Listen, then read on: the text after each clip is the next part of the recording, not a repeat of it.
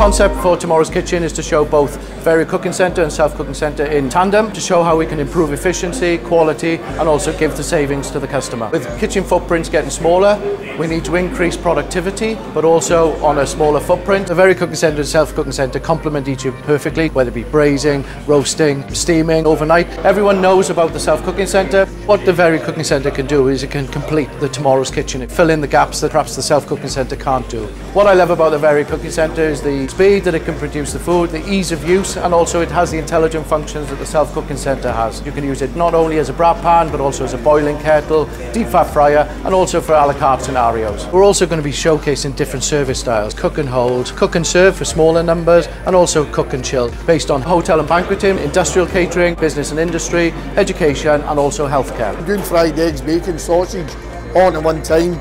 The banqueting quality of the stuff coming out and the hot holding is really impressive. The sirloin, after it had been hot held and it's still the same quality, was really impressive. We have a lot of self-cooking centres at the Crieff Hydro, and throughout the company we use Rationale. After this event I would definitely consider the Vario Cooking Centre. The favourite dish personally, it was for the pan-fried chicken. The fact you can do it from coals and it comes out perfectly grilled, crispy skin, moist. Really impressed, bowled over, especially with the Vario. If I was totally in charge of the budget, I would fit my kitchen out. Everything I've seen today has given me great ideas. It showed me how quickly and how high quality food can be produced, and I was very impressed at how the pasta hadn't dried out in any way. It was still very moist even when it was reheated again. Seeing how versatile the equipment is, it's really opened my eyes as to what we can achieve long term.